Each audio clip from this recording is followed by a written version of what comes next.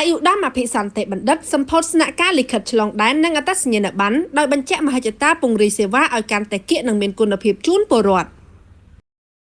នាព្រឹកថ្ងៃទី6ខែមេសាឆ្នាំ2025នេះអាយុដំអភិសន្តិបណ្ឌិតសសុខាឧបនាយករដ្ឋមន្ត្រីក្រសួងមហាផ្ទៃនិងលោកជំទាវកែសុនសុភីសសុខា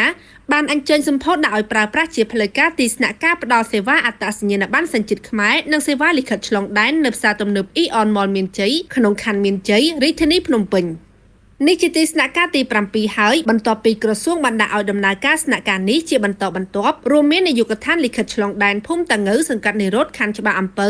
សាខាលិខិតឆ្លងដែនផ្សារទំនើប Aeon 2សែនសុខខេត្តបាត់ដំបងខេត្តកោះកុងក្រុងប៉ោយប៉ែតខេត្តបន្ទាយមានជ័យនិងសាខាលិខិតឆ្លងដែនខេត្តសៀមរាបអាយុដំអភិសន្តិបណ្ឌិតបានគូបញ្ជាអំពីមហិច្ឆតាក្រសួងមហាផ្ទៃក្នុងការពង្រីកសេវាក្រមសមត្ថកិច្ចរបស់ក្រសួងឲ្យកាន់តែគៀកនិងមានគុណភាពជូនប្រជាពលរដ្ឋក្នុងនោះក៏មានទាំងសេវាអត្តសញ្ញាណប័ណ្ណនិងលិខិតឆ្លងដែនផងដែរ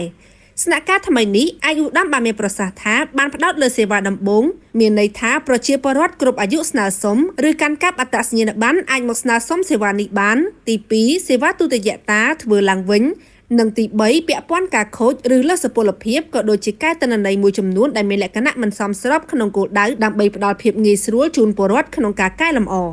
អាយុដំបន្តថាក្រៅពីសេវាដែលបានរៀបរាប់ទាំង3ខាងលើស្នាក់ការនៅ Aeon 3នេះក៏បានរៀបចំសេវាមួយទៀតគឺសេវាលិខិតឆ្លងដែនដែលជារឿយៗក្នុងការដឹកនាំរបស់សម្ដេចមហាបវរធិបតីតែងតែចង្អុលបង្ហាញក្នុងគោលដៅដើម្បីផ្ដល់សេវាឲ្យគៀកនឹងប្រជាពលរដ្ឋដែលការងារនេះកាលពីចុងអាណត្តិទី6រហូតមកដល់ដើមអាណត្តិទី7យើងបានពង្រីកវិសាលភាពនៃការផ្ដល់សេវាទាំងនៅ Aeon 2នៅសៀមរាបនិងនៅ Aeon 3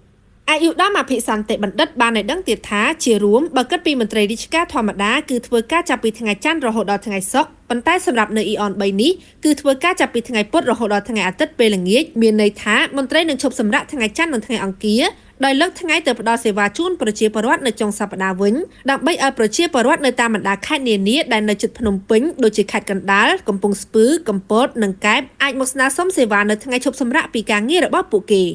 ជាថ្មីម្ដងទៀតអាយុដំក៏បានបង្ហាញពីការបដិញ្ញានិងបង្ហាញឆន្ទៈយ៉ាងមោះមុតក្នុងការពង្រីកសាខានៅតាមខេត្តដែលមានតម្រូវការខ្ពស់និងនៅតាមការស្រង់មតិសំណូមពររបស់ប្រជាពលរដ្ឋគឺធ្វើយ៉ាងណាឲ្យសេវានៅក្នុងក្របខ័ណ្ឌក្រសួងមហាផ្ទៃបានទៅគៀកនិងផ្ដល់ភាពងាយស្រួលជូនពលរដ្ឋស្របតាមយុទ្ធសាស្ត្របញ្ចកោណរបស់រាជរដ្ឋាភិបាលក្រោមការដឹកនាំរបស់សម្ដេចមហាបវរធិបតីហ៊ុនម៉ាណែតនាយករដ្ឋមន្ត្រីនៃកម្ពុជា